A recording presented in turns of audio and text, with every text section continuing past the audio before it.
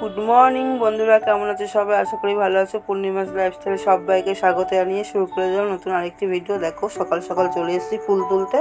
আমাদের এখানে বেশ সকাল সকালই বৃষ্টি নেমে গেছে, 2-3 ধাপ বৃষ্টি হয়ে গেল। এখনও বৃষ্টি হবে, আকাশে প্রচুর মেঘ, তো একটুখানি বৃষ্টি পড়ছে এখনও ঝিরিঝিরি। দেখো আমার ফুল টুল তোলা হয়ে গেছে, তো ছেলে স্কুলে যাবে, তাড়াতাড়ি করছি ওই জন্য। একটুখানি আকাশটা পরিষ্কার হয়েছে, তাই স্কুলে যাবে। স্কুল না গেলে একদম ওর চলবে না, আমি বলছি যেতে হবে না, ওর যেতেই হবে।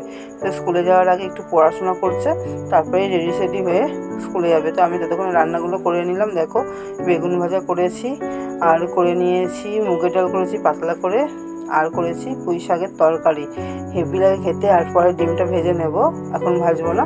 তো পুরো ভিডিওটা দেখো, আশা করি ভালো লাগবে। দেখো আমি একটু যেহেতু সেলাই করি, ওরা চলে গেছে, তো এখন একটু পরিষ্কার হয়েছে আকাশ, আবার কখন বৃষ্টি নেমে পড়বে। তো দেখো আমি ব্লাউজগুলো নিয়ে বসেছি, ব্লাউজগুলো হয়ে গেছে, ভাঁজ করা হয়নি। তো এখনও 1 ডজন রয়েছে, আর 1 ডজন দেখো ভাঁজ করে রেখেছি, নিতে আসবে।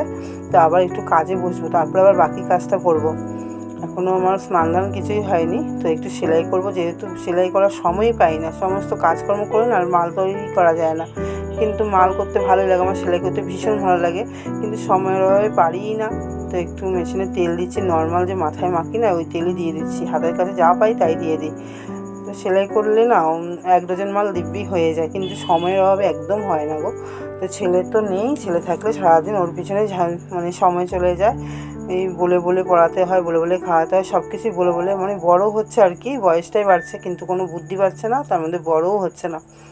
এইভাবেই চলে যায় আমার দিনগুলো। তো একটু সময় পেলে আমি সেলাইটা নিয়েই বসে থাকি, আর না হলে রান্নাবান্না করি।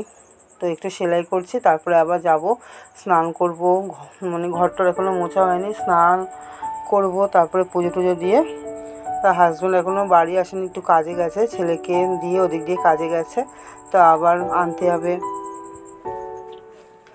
এখনও আবার আকাশটা মেঘলা করে রেখেছে, ভীষণ মেঘ ডাকছে, ঘুরঘুর ঘুরঘুর করছে। তো যারা যারা আমার ভিডিওগুলো দেখছো তাদেরকে অসংখ্য অসংখ্য ধন্যবাদ পাশে থাকার জন্যে। নতুন বন্ধু যারা আছো তাদের একটু অনুরোধ করব, চ্যানেলটাকে একটু সাপোর্ট করো।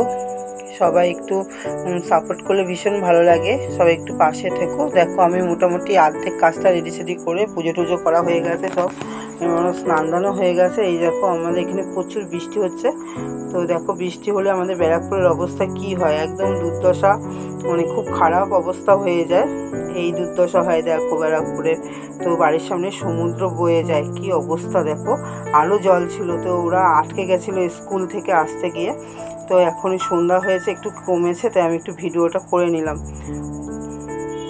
এরকম অবস্থা, প্রতি সময় বৃষ্টি হলেই না এবং ঘরে বাড়িতে জল ঢুকে যায় চারিপাশে, মানে বাজে অবস্থা, বন্যার পরিস্থিতি। এগুলো সব বৃষ্টির জল কিন্তু।